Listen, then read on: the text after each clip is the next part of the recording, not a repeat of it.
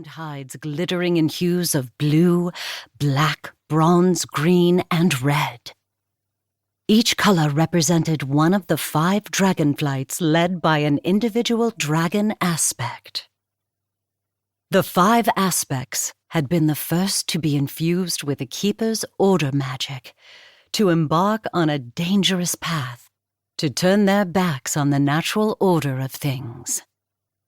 Now they had convinced so many others to follow them into this folly. Viranoth checked her speed, then dived beneath an arch of ornamented stone. The shadows of her wings rippled over the city's jarring angles and sharp golden edges. Below her, the Titan Forge swarmed over the mountains like flies on a carcass, carving stone from the rocky flanks to build their spires and arches.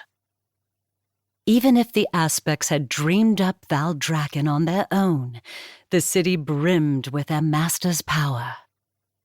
Here, the Keeper's influence was omnipresent, inescapable.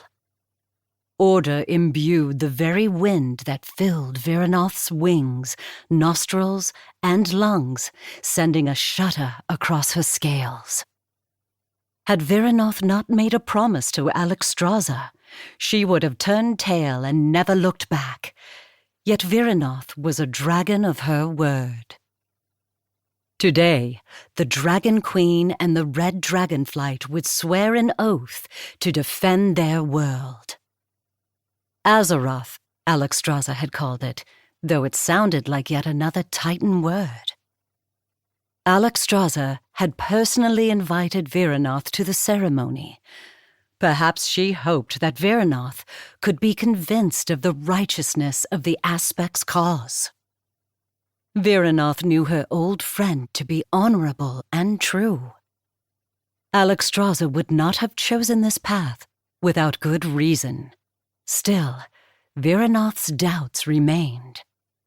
Why should dragons have to change themselves to fulfill the wishes of the Keepers? To her mind, it made no sense.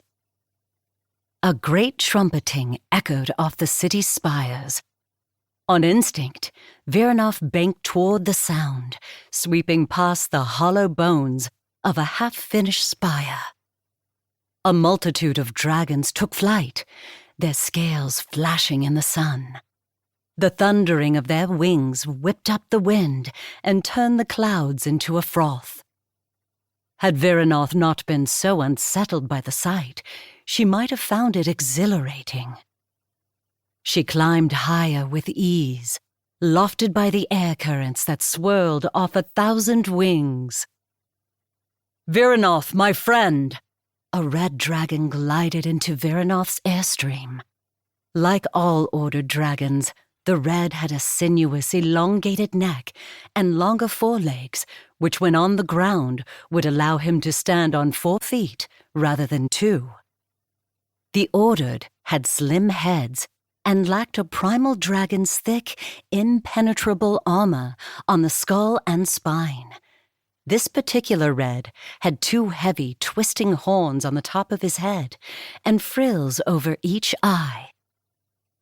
The red was accompanied by a small contingent of other reds, 4 to be exact.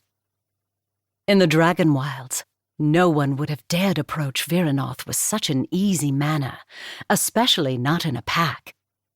Had the Keeper's magic made them forget the customs of their kind?